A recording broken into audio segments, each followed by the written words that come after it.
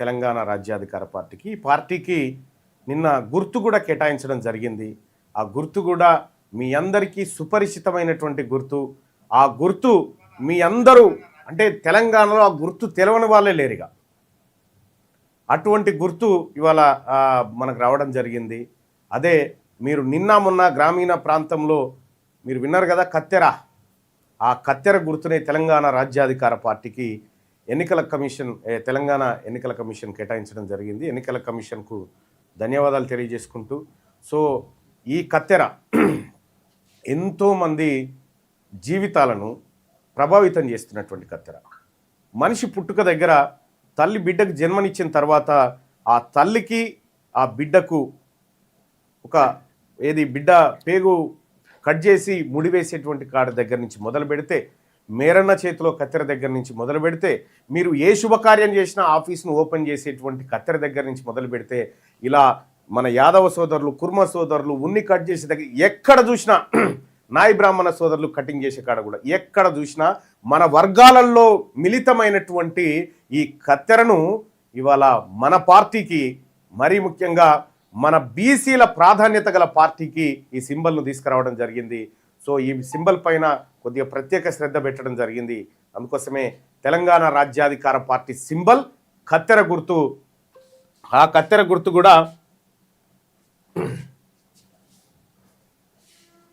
ఆ కత్తెర గుర్తు కూడా మీరు నిన్న మొన్న ఊర్లలో ఓట్లు వేసినారు కదా, కత్తెర గుర్తు. అదే కత్తెర గుర్తు ఇవాళ తెలంగాణ రాజ్యాధికార పార్టీకి రాబోయే ఎంపీటీసీ ఎన్నికల్లో, జెడ్పీటీసీ ఎన్నికల్లో, మున్సిపల్ ఎన్నికల్లో అన్నిట్లలో కూడా ఈ కత్తెర గుర్తు తెలంగాణ రాజ్యాధికార పార్టీకి ఎన్నికల సింబల్గా ఉండబోతుంది. ఇక ఈ కత్తెర గుర్తు వేరే వాళ్ళకు ఉండదు, తెలంగాణ రాజ్యాధికార పార్టీకి మాత్రమే ఈ కత్తెర గుర్తు ఉండబోతా ఉంది. ఈ కత్తెర ద్వారా 78 సంవత్సరాల బానిస సంఖ్యలను ఈ కత్తెర ద్వారా తెంపాలనేది బలమైనటువంటి లక్ష్యంతో వస్తున్నటువంటి పార్టీ. కత్తెర గుర్తు ఇవాళ మన జీవితాల్లో చీకటిమయం చేసినటువంటి తెరలను కత్తిరించేటువంటి గుర్తుగా చూడండి. ఇక్కడ ఒక చిన్న వీడియో మీకోసం.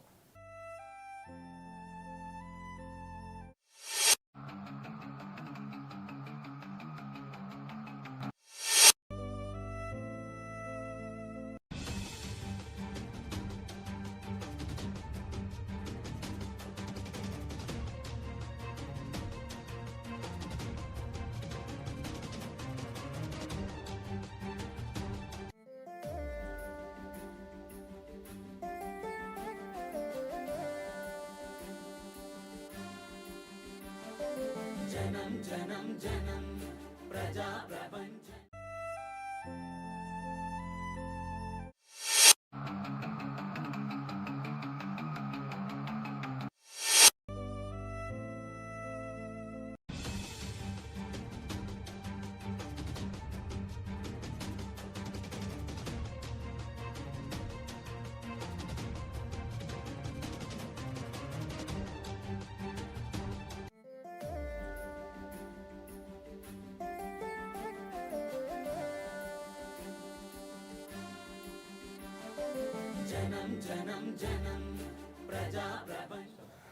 రైట్, ఇదే కత్తెర గుర్తు.